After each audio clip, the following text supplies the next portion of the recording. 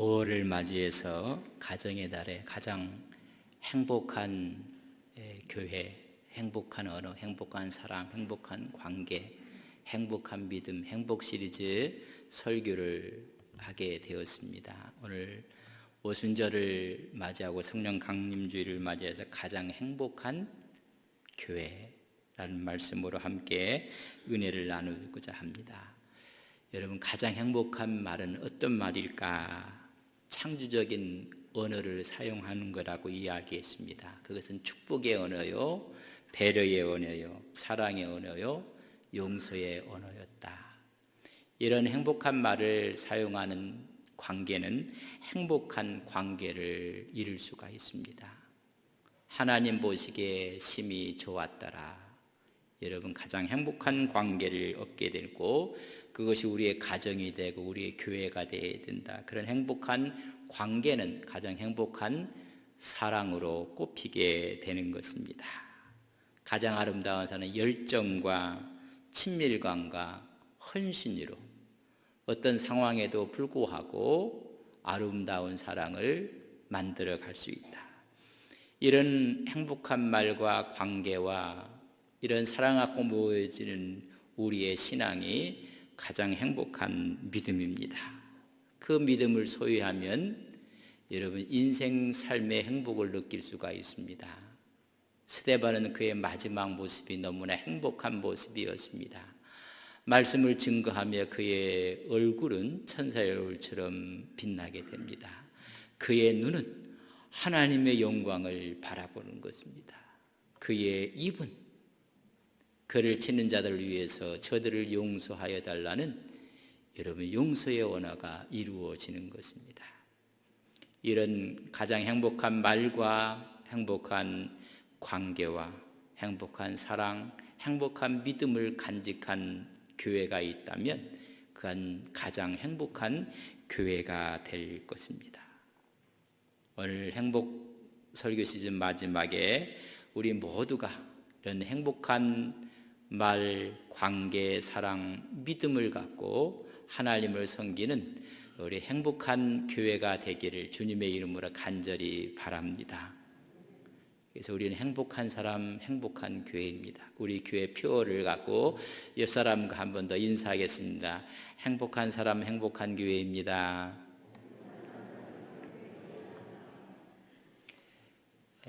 오순절날 하나님의 성령이 임하게 됩니다. 또 오늘은 성령 강림주일로 기념하며 예배를 드리게 됩니다. 믿음의 공동체에 하나님의 성령이 임한 것입니다. 얼마나 행복하겠습니까? 여러분, 제가 한번 여쭤볼게요. 여러분, 교회 생활이 행복하십니까? 여러분, 믿음 생활이 행복하십니까? 행복한 언어를 잃어버리면 행복하지 않습니다. 행복한 관계를 잃어버리면 행복할 수가 없습니다. 여러분, 행복한 사랑을 잃어버리면, 행복한 믿음을 잃어버리면 우리 신앙생활은 행복할 수가 없습니다. 제가 여러분에게 정말 신앙생활이 행복하십니까? 그 말 속에는 아름답고 행복한 말이 있고 관계가 있고 사랑이 있고 믿음이 있을 때 우리의 신앙생활은 교회를 통해서 진정한 행복을 느낄 수가 있습니다. 그래서 신앙생활은 여러분 복된 것입니다. 예수님께서 부활하시고 이 땅에 40일 동안 계십니다. 40일 동안 계시면서 하나님의 말씀을 전합니다. 사도행전 1장 3절에 보면 주님이 살아나신 후 40일 동안 그들에게 보이셨고 하나님의 나라 일을 말씀하셨다. 그리고 마지막 40일째 되는 날 승천하실 때 제자들에게 두 가지 명령을 합니다. 1장 4절에 보면 첫 번째는 예루살렘 떠나지 말라. 두 번째는 약속한 것 기다리라. 다시 말하면 약속한 것이 왔을 때는 그들은 나가서 예루살렘을 떠나 복음을 증거해야 됩니다. 그러나 약속한 것을 받기까지는 예루살렘 떠나지 말라고 말씀을 해주고 있습니다.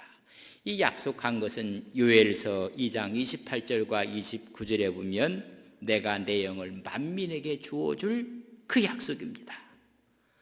그 약속에 보면 자녀들이 장래 일을 말할 것이고 어른들이 꿈을 꾸게 될 것이고 젊은이들은 이상을 보게 될 것이고 그때 내 영을 남종과 여종에게 부어 주실 것이라는 약속의 말씀입니다.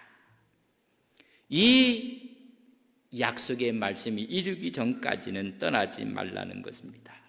그래서 그들이 모여서 기도합니다. 드디어 그 후 10번째 되는 날, 주님께서 부활하신 후 50일째 되는 날, 여러분 성령이 강하게 임합니다. 이날을 우리는 오순절, 칠칠절 혹은 맥추절이라고 이야기, 다 같은 절기의 말입니다.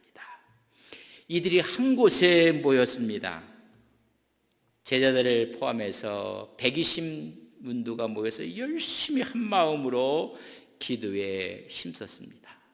그때 여러분 성령이 임한 것입니다. 2절에 보면 급하고 강한 바람 같은 소리를 듣게 됩니다. 여러분 귀에 들려왔습니다. 눈으로 보는데 여러분 머리에 불이 임하는 것을 바라보게 됩니다. 3절에 보면 불에 혀같이 갈라지는 것들이 그들에게 보여 각 사람 위에 하나씩 임하게 됩니다.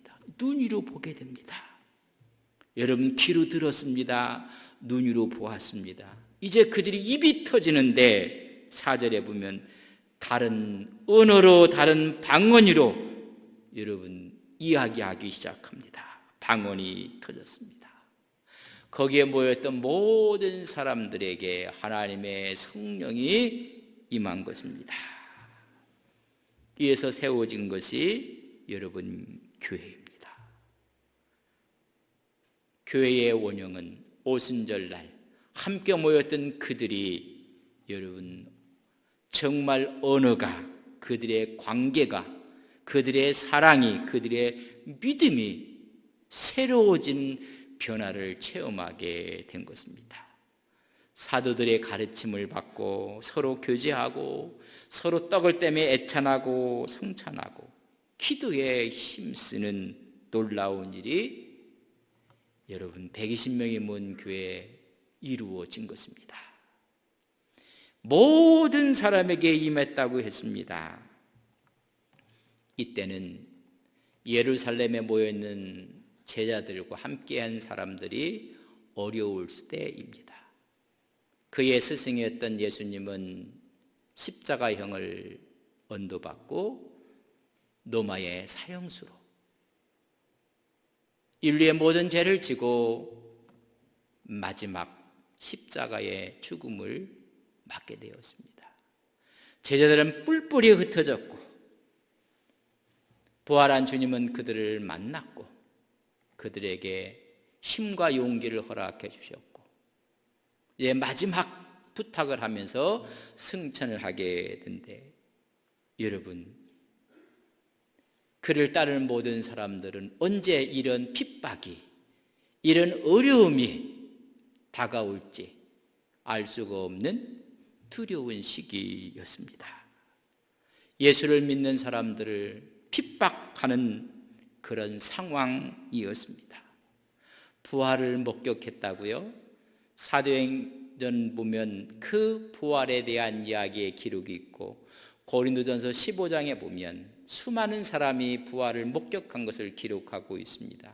제자들에게 보이셨고 야고보에게 보이셨고 만삭되지 못한 나 바울에게도 보였고 500의 형제들에게 보였다고 했습니다. 여러분 그 외 사람들은 관심 없습니다. 부활에도 관심 없었습니다. 그리고 핍박의 그림자는 계속 다가오고 있었던 것입니다. 형편은 어렵고 가장 힘들 때 그러나 하나님이 말씀을 붙잡고 그들은 모여서 기도한 것입니다. 그때 성령이 임한 것입니다. 성령이 임함으로 말미암아 교회가 태동이 되었고 그들은 외치고 예수 그리스도의 십자가 부활을 증거함으로 3,000명이 5,000명이 회개하는 역사가 일어나게 된 것입니다. 이런 오순절의 성령의 역사를 바라보는 신학자들 가운데 또 교리적인 교단들 가운데 오순절 사건은 이례적인 사건으로 보는 면이 있습니다. 오순절은 그때 한 번으로 끝난 것으로 보는 사람이 있습니다. 그렇지 않은 신학자들과 교단들이 있습니다. 이례적인 사건이 아니라 지금도 성령의 역사는 일어난다고 보는 것입니다. 우리는 이례적인 사건이 아닙니다. 지금도 하나님의 성령의 역사는 계속되어진다고 우리는 믿습니다. 하나님의 기적의 역사와 성령은 지금도 우리에게 부어지며 하나님의 능력의 역사로 나타나는 것을 믿습니다. 예수님을 그렇게 핍박했던 바울이 주님을 목격하고 그는 새로운 유대교에서 기독교인으로 그리고 복음을 증거하게 됩니다. 에베소에서 전도를 했을 때 바울이 그들에게 에베소에서 모인 사람에게 묻습니다. 사도행전 19장을 보면 이렇게 기록을 하고 있습니다. 이르되 너희가 믿을 때에 성령을 받았느냐?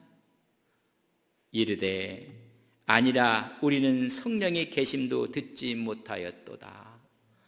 에베소에서 전도를 하다가 바울이 성령에 대해서 성령 받았냐고 묻습니다. 그랬더니 에베소 사람들이 성령이 뭔지도 모른다. 성령을 인식하지도 못했다. 성령을 알지도 못했다고 이야기를 해주고 있습니다. 그리고 성령에 대해서 말씀을 하고 기도를 했습니다. 19장 6절에 보면 바울이 그들에게 안수함에 성령이 그들에게 임하심으로 오순절에 일어났던 역사가 방언을 하고 예언도 하고 하나님의 말씀을 하고 있는 것을 보게 됩니다. 여기서 우리는 중요하게 생각한 것이 성령을 받았느냐 물었을 때 성령이 있는 줄도 몰랐다. 듣지 못했고 인식하지 못했다고 말씀해 주고 있습니다. 만약에 이들이 의식을 하고 인식을 했더라면 성령의 역사가 일어날 텐데 여러분 듣지도 인식하지 못했다는 것입니다.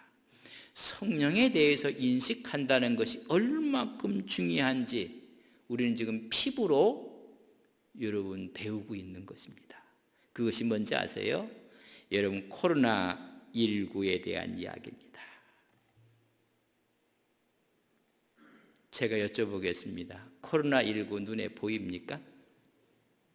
눈에 보이면 그쪽으로 안 가면 됩니다. 여러분 코로나19를 우리가 손으로 만질 수가 있습니까? 안 보이니 만졌는지 안 만졌는지 모릅니다.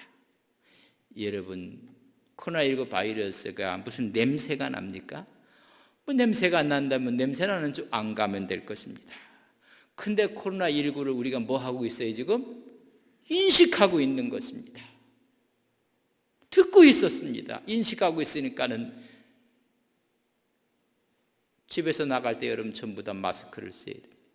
여러분 다 지금 예배 드리면서 만약에 코로나19 이전에 우리가 예배 드릴 때 다 마스크를 쓰고 예배를 드린다 하면 여러분들 뭐라고 생각해요? 우습다. 여러분 쓴 게 우습지가 않습니다. 왜? 지금 다 인식을 해서 지금 여러분 다 지금 쓰고 있지 않습니까? 나갔다 돌아오면 여러분 코로나19를 인식했고 의식했기 때문에 손을 씻고 여러분 식당에도 5인 이상이 가지를 못하고 여행 좋아하시는 분들은 여행도 떠나지 못하고 여러분 많은 사람들이 모여서 같이 모임도 할 수가 없고 인식 하나 때문에 놀라운 변화가 생긴 것입니다. 교회도 마찬가지입니다. 그 인식이 예배 후에 우리 만나고 그래서 함께 식사를 할 수가 없습니다. 아니 남녀 선교회가 원래로 모여서 같이 교제하고 같이 회의할 수도 없습니다. 구역에 모일 수도 없는 것입니다. 뭐 때문에 그런지 아세요? 눈에 보이지도 않고 만질 수도 없고 냄새도 없는데 코로나19라는 인식 때문에 여러분 우리 생에 많은 부분이 지금 변화되어 갔습니다. 안동 어느 지역에 확진자가 거기 지나갔다가 하더라, 그 식당에 갔다 하더라, 그럼 그 다음날 썰렁한 것입니다. 간혹 보면 문자가 옵니다. 클럽이 뭔지 모르겠는데 무슨 클럽에 확진자가 있었고 거기에 몇 명이 확진되었다. 그러면 그 주인은 여러분 썰렁해지는 것입니다. 전염될까 봐 그런 인식과 의식을 갖는 것입니다. 이 에베소 교회가 그 인식이 없었던 것입니다. 여러분 코로나19를 인식하는 그것 때문에 많은 부분이 바뀌었는데 여러분 성령을 인식하고 의식하고 이 자리에 앉아 계십니까? 여러분 그렇게 이야기합니까? 그렇게 신앙생활 합니까? 인식 안 하고 하는 것입니다. 예수 그리스도의 사랑의 바이러스가 더 강력한데 그분이 나와 함께 하신다, 성령이 오늘 나와 임재한다는 것을 느낀다면 여러분 우리 삶은 놀랍게 변화될 것입니다. 교실에서 선생님이 앞에 있다는 인식만 하면 아이들이 태도가 달라지는 것입니다. 이북에서 있었던 드라마에 이런 남편 동무와 아내 동무가 뭐가 안 맞아서 둘이 여러분 싸움이 벌어졌습니다. 이놈은 남편 동무, 아내 동무 하면서 막 싸우는 것입니다. 이 깠나 뭐 저 깠나 하면서 막 싸우고 있다가 자기도 모르는 사이에 벽에 걸려있는 김일성 사진을 본 것입니다. 이제까지 인식하지 못했다가 싸웠습니다. 그걸 인식하는 순간 남편 동무, 아내 동무, 우리가 어디서 싸웠다고요? 어버이 수령 밑에서 싸웠다고. 같이 손잡고 용서하고 회개하고. 여러분 예수님을 인식하고 있습니까?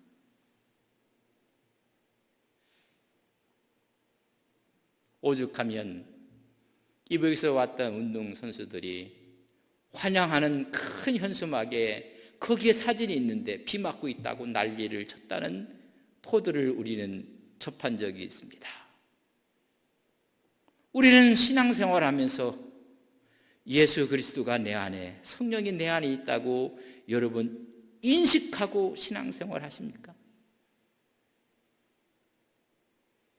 예배 드릴 때 다 드리고 나가실 때는 성령은 여기다 모셔놓고 나가시는 분이 너무 많습니다. 그래서 주차장에서 문제가 생기기도 하고. 여러분 우리가 인식이라는 게 지금 1년, 2년째 지금 경험하고 있지 않습니까? 보이지도 않고 만질 수도 없고. 근데 그거 인식 때문에 나갈 때는 마스크를 써야 되고 어디 들어갈 때는 세정제로 손을 닦아야 되고 모임도 우리가 스스로 규제하고 그보다 강한 성령의 역사를 여러분 인식하고 있습니까? 문제는 인식에 대한 문제입니다. 하나님이 나와 지금 함께 하신다, 성령님이 내 안에 임재하신다, 그걸 인식한 사람은 하지 못한 사람이 여러분 이해할 수가 없습니다. 성령을 인식한 손양원 목사님은 자기 두 아들을 죽인 안재선을 여러분 양자로 삼습니다. 여러분 이해하시겠습니까? 인식의 차이입니다. 한번 말씀을 드린 것 같습니다. 국가대표 유도 선수가 길을 가고 있는데 골목길에 나오면 옛날에 그 건달들이, 동네 청년들이 시비를 건 겁니다. 아니 지나갈 때 사람 쳐다보는 것이 당연한데 쳐다봤다고 시비를 건 것입니다. 그러니까 쳐다봐서 서라고 해서 참 하면서 그냥 갔어요. 그러니까 두 번째는 명령 불복종죄까지 같이 곁들여졌습니다. 육두문자가 나오면서 서라고 했습니다. 그래서 다 섰어요. 그 앞에 가서 후룩 사람들이 딱 동네 건달들이 막아 섰습니다. 막아 서는 게 자연스럽게 또 한 번 봤더니 째려보았다고 또 죄가 추가되었습니다. 네 번째 죄는 유도를 했기 때문에 어깨가 딱 벌어졌는데 어깨가 벌어졌다는 것도 죄입니다. 그래서 한 사람이 주먹을 날려서 이 사람을 치는 것입니다. 여러분, 운동을 많이 한 사람들은 그렇게 날라오는 주먹을 맞을 리가 없습니다. 살짝 피하는가는 손이 지나가면서 어깨가 그 앞으로 왔을 때 목덜미를 탁 잡았습니다. 여러분, 유도 선수 하는 사람하고는 여러분 팔씨름 하는 거 아닙니다. 이 붙잡는 이 손의 악유심이 얼마나 강한지 딱 붙잡아서 딱 들었습니다. 그리고 한 바구에서 한 판으로 끝나는 상황입니다. 딱 드는 순간 그는 크리스찬이었습니다. 주님의 얼굴이 떠올랐습니다. 주님을 인식했습니다. 그래놓고 주님 때문에 딱 내려놓고 하는 말이 예수는 내가 믿고 복은 내 놈이 받는구나. 차이는 뭡니까? 여러분, 인식하고 의식하고 신앙생활을 해야 하는 것입니다. 아, 주님이 여기 계시구나, 내 안에 계시구나. 여러분, 인식하는 순간 모든 것은 변하기 시작하는 것입니다. 이것이 제대로 신앙생활을 하는 것입니다. 요셉은 형들로부터 미움을 받습니다. 급기야는 20냥에 여러분 팔려가게 됩니다. 애굽에 내려가서 더 웃돈을 받고 또 팔려가게 됩니다. 여러분, 그 인생은 캄캄한 인생입니다. 에라, 이렇게 된 인상 내 마음대로 살자라고 했더라면 성경의 요셉 이야기는 없습니다. 그 와중에 포디발의 아내의 유혹을 받게 됩니다. 에라가 이렇게 된 세상 적당하게 살자라고 했더라면 성서의 인물로 빠졌을 것입니다. 하나님을 인식합니다. 내가 어찌 하나님 앞에서 죄를 지을 수 있겠는가? 창세기 39장 9절에 그렇게 기록하고 있습니다. 다 금하자고 모든 것을 허락해 주었지만 내가 어찌 이 악을 행하여 하나님을 인식한 것입니다. 우리가 신앙생활할 때 행복한 언어, 행복한 관계, 행복한 사랑, 행복한 믿음에 하나님을 인식하는 순간 상황은 다 바뀌어질 수가 있습니다. 거기 하나님의 영이 함께하는 것입니다. 하나님의 영이 함께할 때 여러분 놀라운 변화가 일어나는 것입니다. 다윗이 사울왕의 창을 피해서 집으로 피신해 갔습니다. 그때 사울왕은 분이 풀리지 않아서 군사를 보냅니다. 죽이라는 것입니다. 그것을 아내 미갈이 눈치채고 자기 남편 다윗을 피신시킵니다. 여러분, 갈 곳이 없습니다.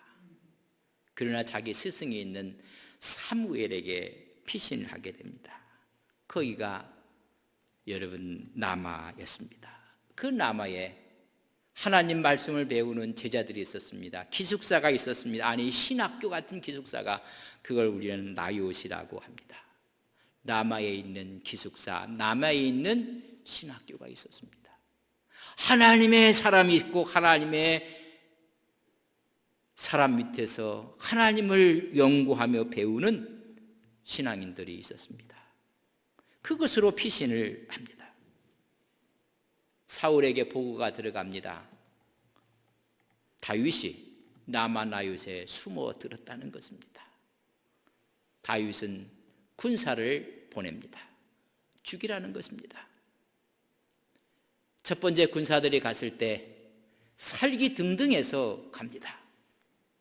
여러분, 그들이 칼을 갖고 들어가는데 라마나윳에 다 들어가는 순간 갑자기 그들의 심령 가운데 하나님의 영이 임하는 것입니다. 그들이 하나님 말씀을 예언을 합니다. 사울이 그 보고를 받고 두 번째 또 군사를 보냅니다.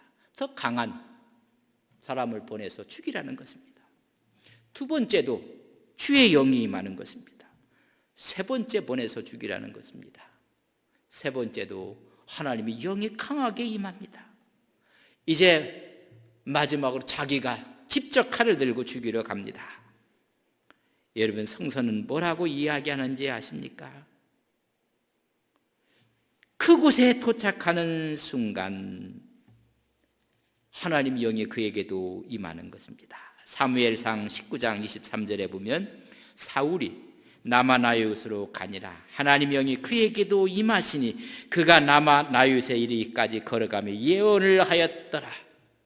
그곳이 어떤 곳입니까? 하나님의 사람이 있는 곳입니다. 오늘 이야기하면 교회입니다. 여러분, 교회에 오는 자리에 앉는 순간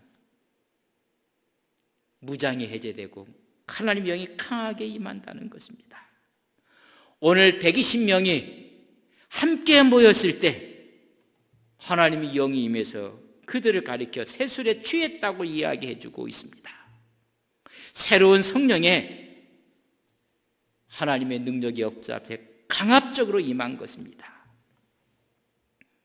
여러분, 모든 사람에게 임했습니다. 우리 모두는 여러분 성령 받은 사람들입니다. 근데 인식하지 못하고 있기 때문에 그렇습니다. 이것을 인식하지 못하도록 사단은 우리에게 속임수를 쓰는 것입니다. 여러분, 인식만 하고 알기만 한다면 우리 주님께서 비유를 말씀하실 때 이런 말씀을 했습니다. 어떤 밭이 있는데 그 밭에 아무도 모르는 거기 보화가 감춰져 있다. 그걸 인식한 사람은 어떤 변화가 일어날 것인가? 마태복음 13장 44절에 보면 천국은 마치 밭에 감추인 보화와 같으니 사람이 이를 발견하고 숨겨두고 기뻐하며 돌아 자기 소유를 다 팔아 그 밭을 사느니라. 인식했더라면 그뿐입니까? 46절에 보면 값진 진주를 하나 발견했는데 그걸 인식한 사람은 자기 소유를 다 팔아서 그거와 바꾼다는 것입니다.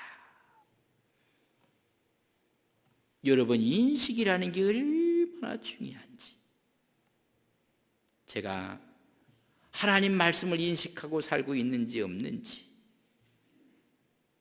여러분에게 하나 묻겠습니다. 여러분, 예수님을 주라고 믿으십니까? 우리의 메시아라고 믿습니까? 그러면 성령이 이미 여러분 안에 와 계신 것입니다. 고린도전서 12장 3절에 보면 그러므로 내가 너희에게 말하노니 하나님의 영으로 말하는 자는 누구든지 예수를 저주할 자라 하지 아니하고 또 성령으로 아니하고는 누구든지 예수를 주시라 할 수 없느니라. 예수가 나의 주로 메시아로 고백하는 사람들은 이미 성령이 내 안에 있다는 것, 그분을 내 안에 초청하고 묵상하고 충만할 때 변화의 기적이 나타나는 것입니다. 그런데 오늘 크리스찬들은 성령을 인식하지도 못합니다. 예배 속에 있던 사람은 들어보지도 못했다, 인식하지도 못했다는 것입니다. 오늘 교회도 인식을 하지 못하고 의식하지 못하는 것입니다. 어느 분이 식당에 들어가게 됐습니다. 식당을 가고 싶어서 간 것이 아니라 어디를 갔다가 돌아오면서 식당에 맛있는 음식이라는 걸 보고 때가 돼서 식당에 들어갔습니다. 그래서 먹으려고 했더니 그 주위에 아는 친구분이 있어서 전화를 해서 아직 식사하지 않았으면 내가 여기에 와 있으니까는 오셔서 같이 식사합시다. 그들을 초청을 했습니다. 그리고 도착하고 나서 식사가 나오는데 내가 초청했고 초청한 사람이 있으니까 지불을 해야 되는데 그때쯤 지갑을 만져봤더니 지갑이 없습니다. 뒷주머니를 만져봐도 거기에 지갑이 있어야 될 텐데 없습니다. 혹시 옷 자켓 속에 넣었는지 만져봤더니 지갑이 없습니다. 여러분, 난감한 겁니다. 아니, 식사하자고 친구 부부를 초대해 놓고 같이 식사를 하는데 그때서 정신이 나서 만져봤더니 돈이 하나도 없습니다. 얼마나 당황했겠습니까? 근데 생각이 나고 인식이 들어온 것입니다. 지갑은 갖고 오지 않아도 손에 갖고 온 건 뭐가 있어요? 여러분, 스마트폰. 지갑은 집에 놓고 와도 스마트폰은 다 들고 다닙니다.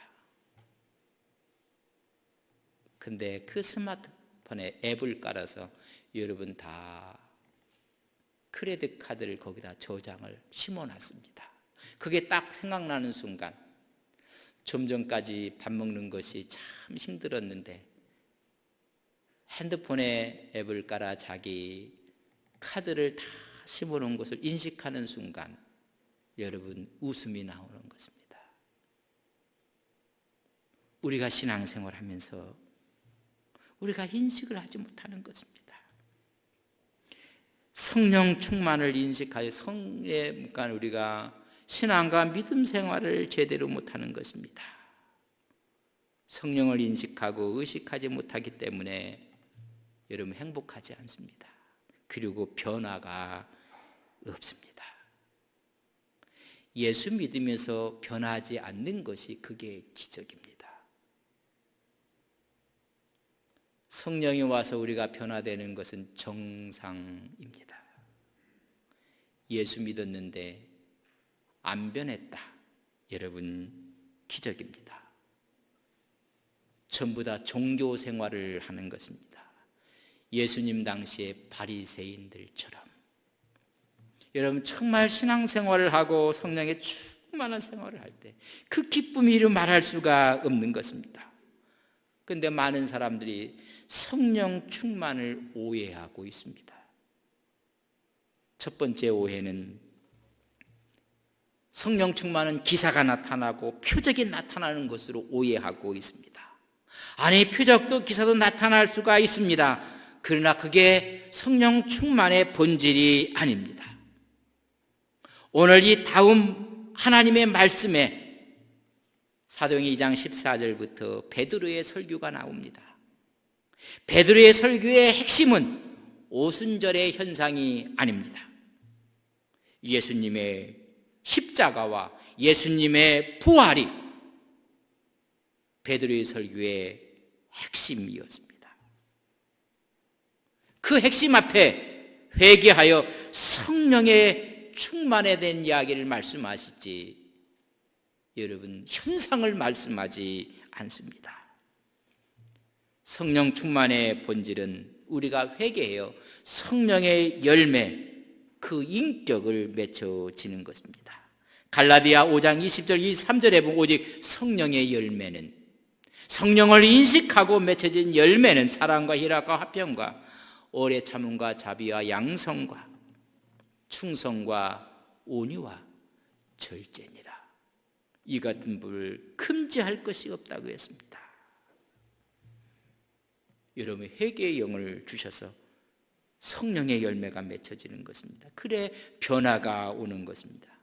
C.S. 루이스가 회개에 대해서 이렇게 이야기해요. 회개는 자기 만족을 버리는 것입니다.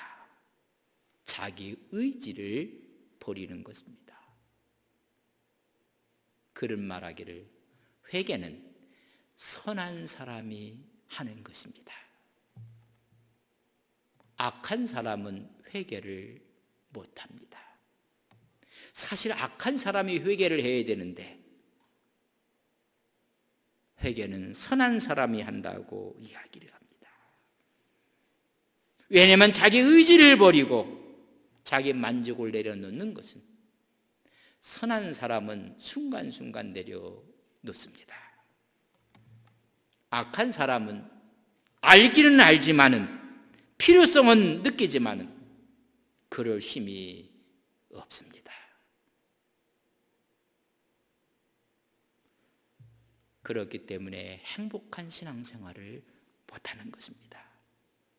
두 번째는, 오해하는 것은 성령 받기가 어렵다는 오해를 하고 있습니다. 노력으로 받는 줄 압니다. 그래서 성령 받는다고 산에 올라가서 산기도를 하고, 그저 소나무 하나는 뽑아야 된다고 해서 소나무, 애꿎은 소나무 붙들고 있고 흔들고, 또 심은 지 얼마 되는 않는 소나무 뽑아갖고 소나무 하나 버리고, 여러분, 노력해서 받는 것이 아니라 하나님의 선물인 것입니다. 나마나요새 하나님의 사람이 있었습니다. 하나님의 임재가 있었습니다. 병사가 그곳에 가도 성령의 영의 선물을 받는 것입니다. 아니, 사울도 그곳에서 변화가 일어나는 것입니다. 사도행전 2장 38절에 보면 너희들이 회개하고 세례를 받고 제사함을 받으면 성령은 선물로 받는다고 말씀해 주고 있습니다. 주시겠다고 말씀했고 준비만 하면 주시겠다는 것입니다. 고넬료가 베드로를 초청해서 하나님 말씀을 들으려고 합니다. 온 가족들이, 식솔들이 다 모여서 노마의 백부장이었던 고넬료가 마음의 준비를 하고 부릅니다. 사도행전 10장 33절에 보면 내가 곧 당신에게 사람을 보내었더니 오셨으니 잘하셨나이다. 이제는 우리는 주께서 당신의 명하신 모든 것을 듣고자 하여 다 하나님 앞에 있나이다. 다 준비하고 있나이다. 그때 베드로가 말씀을 전하니 44절에 보면 베드로가 이 말을 할 때에 성령이 말씀 듣는 모든 사람에게 내려오니라. 여러분, 선물로 받는 것입니다. 누구에게? 준비된 자에게. 오늘 하나님은 성령을 사모하고 준비한 자에게 하나님이 기름을 부어 주시는 것입니다. 이런 메타포가 구약 열왕기하 보면 나오고 있습니다. 4장에 보면 엘리사의 제자들이 많았습니다. 그 중에 제자 하나가 여러분 죽습니다. 그의 아내가 이제 큰일 났습니다. 아마 빚을 많이 짓고 남편이 죽은 것 같습니다. 엘리사를 만났을 때 엘리사에게 하소연을 합니다. 갚을 빚이 돈이 없습니다. 갚아야 될 빚을 준 사람이 내 두 아들을 종으로 데려간다고 합니다. 그걸 듣고 엘리사가 묻습니다. 갖고 있는 것이 무엇이 있느냐? 기름 한 병 있습니다. 엘리사가 말합니다. 그릇들을 다 빌려오라. 할 수 있는 대로 그릇을 다 빌려오라. 많이 빌려와라. 그리고 그 기름병이 낸 기름을 그 그릇에 부으라. 드디어 많이 빌려왔습니다. 그리고 문을 닫고 기름병을 들고 붓습니다. 붓자마자 채워집니다. 붓자마자 채워지고, 붓자마자 모든 그릇이 크든 적든 다 채워지는 것입니다. 이제 더 이상 그릇이 없습니다. 하늘간 기름병에서 기름이 떨어지고 말았습니다. 준비되어질 때 하나님의 기름의 부음의 역사가 임하는 것입니다. 오늘 고넬료 가정이 준비하고 있었습니다. 거기에 성령이 임하게 된 것입니다. 오늘 우리는 어떻게 준비해야 됩니까? 분명히 하나님 말씀은 이렇게 이야기하고 있습니다. 누가복음 9장 23절에 있는 말씀입니다. 또 무리에게 이르시되 아무든 나를 따라온 자기를 부인하고 날마다 제 십자가를 지고 나를 따를 것이니라. 준비는 첫째는 자기를 부인하는 것입니다. 내가 주인이 아니었습니다. 그리고 날마다 주어진 십자가를 지고 주님을 따르는 것입니다. 그렇게 준비되었을 때 하나님께 성령을 부어주시는 것입니다. 그래서 바람소리 같은 것을 듣게 되고 불이 내려오는 것을 보고 그들이 입이 열린 것입니다. 흩어져 있던 디아스포라가 3대 절기 중에 하나의 오순절 절기에 다 모여들었습니다. 메데인부터 시작해서 노마로부터 온 사람, 그레데인, 아라비아인 15군데 이상에서 모인 사람들이 깜짝 놀랐습니다. 같은 언어가 아닌데 소통이 되는 것입니다. 마음이 통하는 것입니다. 아름다운 교회는 이런 역사가 나타납니다. 여러분, 같은 말을 쓴다고 해서 소통이 일어납니까? 같은 말을 사용해도 여러분, 소통이 안 되는 사람이 너무나 많이 있습니다. 하나님의 놀라운 역사가 벌어진 것입니다. 그래서 그들은 사도들의 가르침을 받고 서로 교제하고 서로가 애찬하고 기도에 힘썼습니다. 여러분, 정말 아름다운 교회, 행복한 교회는 예수 그리스도를 주로 시인하며 믿음으로 하나가 된 교회인 것을 믿습니다. 물질을 따르지 않고 성령의 감동을 따라가는 교회인 것을 믿습니다. 사도의 가르침을 받아 기도에 힘쓰는 교회가 행복한 교회입니다. 믿는 사람들이 함께함으로 성령의 능력을 통해 영향력을 끼치는 교회가 행복한 교회입니다. 이런 교회가 안동 서부교회 되기를 주님의 이름으로 간절히 바랍니다. 우리